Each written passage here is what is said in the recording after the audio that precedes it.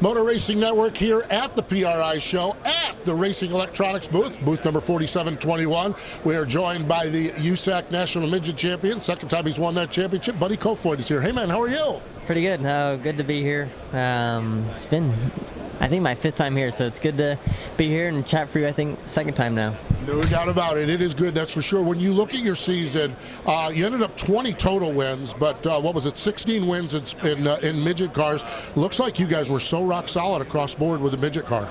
Yeah, no, it was I would say my best year yet. I crossed off some things on my bucket list I wanted to do with, winning the midget championship again, but then winning my first Outlaw win. But I guess as far as the midget side, I said it in an interview out west when we were finishing up our season, that it was the best I've felt, the best our cars have been, and the best my crew chief Jarrett's been. And I just felt at my best, and I could tell every time I got in that we were always good, and I feel like that as a driver gives you a lot of confidence and gives you kind of a different swagger, if you will. And I could feel that every time, and just knew that we're one of the guys to be. And being consistently fast also makes it a little bit easier to stay fast too, so that helps. No doubt, I'm sure it does, that's for sure. You're not searching for all that speed because you have it regularly. The midget world fascinates me, and I don't know enough about it to talk about it other than to ask a question. There's a lot going on out there. There's a lot of contact. You are going to get run over, and you're going to run over other people. How do you emotionally, how do you mentally, how do you fight that battle?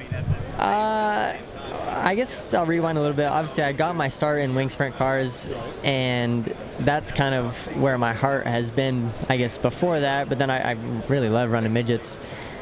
But, I didn't know what to expect, and you kind of have to prepare yourself a little bit for it. And jumping into a midget, you can just tell that I would say the aggression level is how I'll say it, is just a lot different. And I kind of had to change my driving style. I wouldn't say for the worse, but just like I said, just the aggression level is just completely different. Just the way you attack things and the way you approach things, and just finishing a pass or just running a car this way or that way, it's just completely different.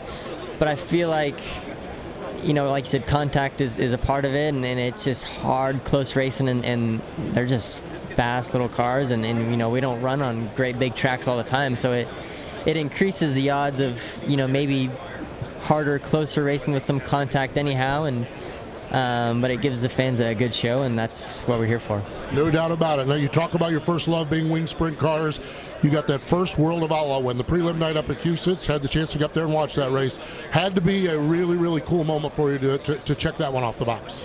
Yeah, I guess, I think I said it at that time, but simply that was probably one of the best days of my life. So I've always wanted to win an Outlaw race, and those guys I consider on dirt and, kind of in general, I idolize a lot of those guys, and I think they're some of the best drivers in the world. So to say that you beat the best guys in whatever discipline you're doing is a really good feeling, and like I said, it's something I've always wanted to do, and to do it there for a really cool weekend of racing with a lot of money made it a little bit more special too, especially with our new team with Crouch Motorsports. I think that was only maybe our 8th race together, and we only had 2 crew guys at the time, and then me, and we were all doing it ourselves, and to do it that way makes it a little bit more special. No doubt. You guys really put together a good effort. All right, so what is the off-season? And I know there's no such thing as an off-season. What is the indoor season, or the time between now and February when you start back up again? What does it look like for you? What types of things are you going to do? So I guess not that it's racing related, but I just had my first ever official vacation. I went to Mexico for my birthday, and actually just got back last night. But then in a couple weeks I go to New Zealand to run for Jason Way. He's built a really great program with a brand new King and brand new Toyota Midget motors, and the best of everything. So I'm really looking forward to that. And so I leave the December 21st for that, and then race about 6 or 7 times, and then land the day before practice at Chili Bowl. And that's pretty much it. Game on, that's for sure. So what did you do in Mexico on your first ever vacation?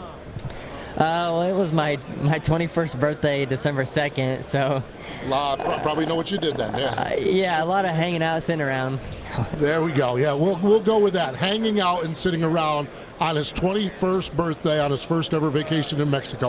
We'll go with that. What's 2023 look like for you? What kind of plans do you have on the docket?